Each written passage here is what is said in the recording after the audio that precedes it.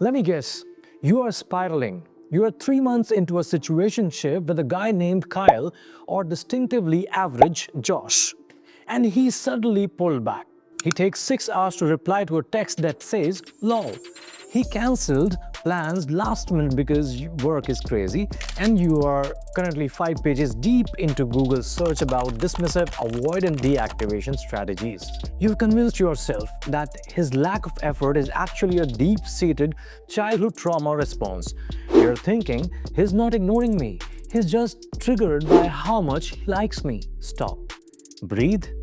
Put the phone down. I'm about to hurt your feelings, but I'm doing it because I love you. He doesn't need therapy. He doesn't need you to hold space for his emotions. He's not avoidant, babe. He just doesn't like you that much. Welcome to the reality check you didn't ask for but definitely need. We are living in the golden age of TikTok psychology.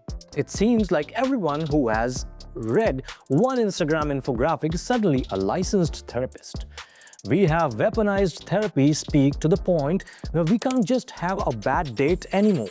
Now, every bad date is a trauma bond with a narcissist who is gaslighting us.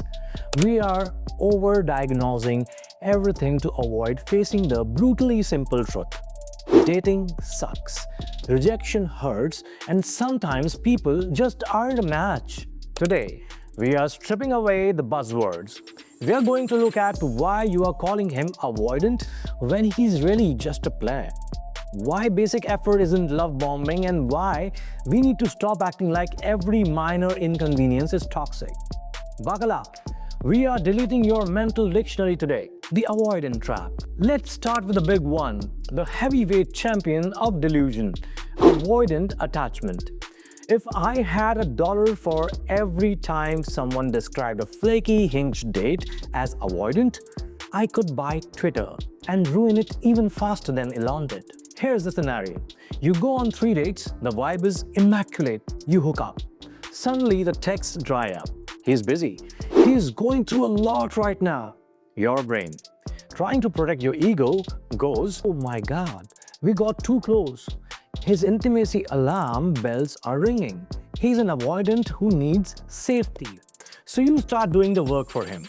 You watch 3 hours of YouTube videos on how to soothe an avoidant partner. You send him paragraphs about honoring his boundaries. Here's the reality check. True, clinical avoidant attachment is a real psychological pattern rooted in early childhood development. It involves a systematic fear of dependency. But Kyle, who is posting stories of him doing shots with the boys while having you on read. Kyle isn't suffering from a systematic fear of dependency. Kyle is suffering from a lack of interest in you, my friend. When a guy likes you, genuinely digs you, he's not confused. He don't care how avoidant he is. If he wants to see you, he will make it happen. He might be awkward about it. He might be slow, but he won't leave you wondering if you exist for a week. We use the avoidant label as a shield because if he's avoidant, it means the connection was real, but his brain is broken. It gives us hope that if we just fix him or wait it out, he'll come back.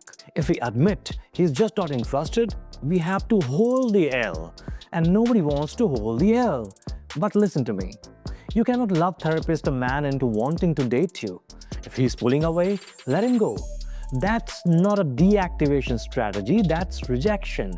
Take it and move on. Now, gaslighting versus disagreement. Next up on the hit list is gaslighting. This word used to mean a specific form of psychological abuse where someone systematically manipulates your reality until you question your own sanity. Think of the old movie Gaslight. It's terrifying.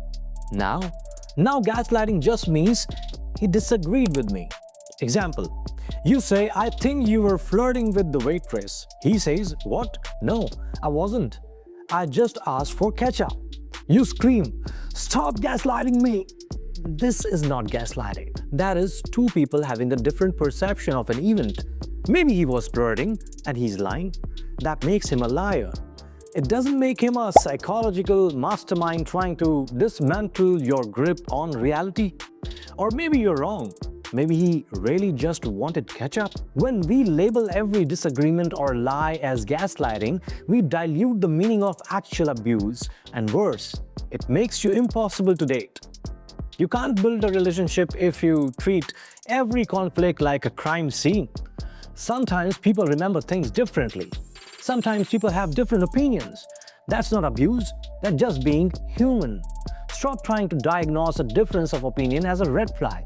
Sometimes the only red flag is that you can't handle being wrong. Love bombing versus being interested. And on the flip side, we have love bombing.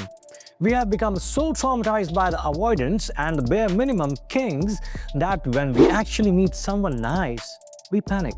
You meet a guy, he texts you back immediately. He plans a date for Friday on a Tuesday. He brings you flowers.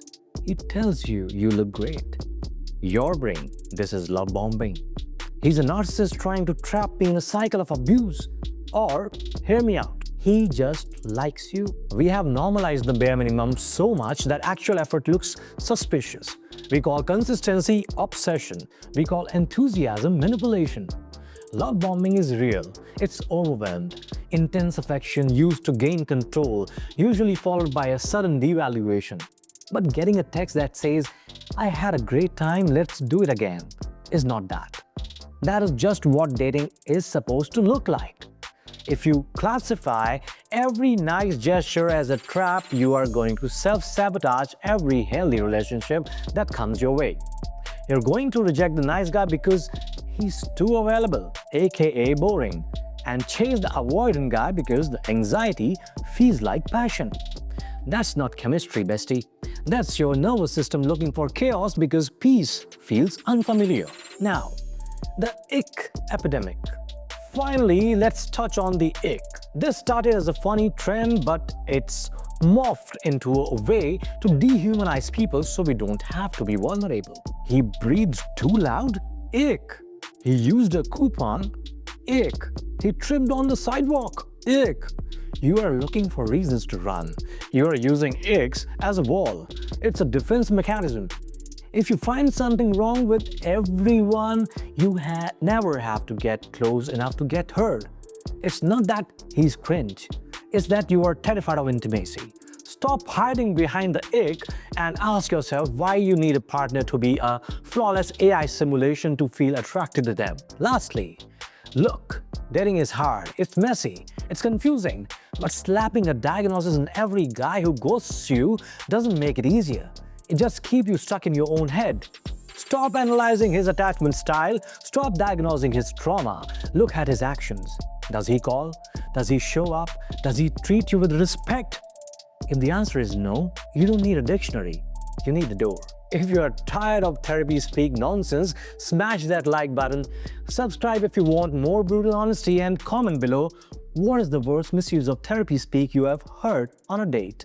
I'll be roasting the best ones in the comments. Stay toxic. Just kidding.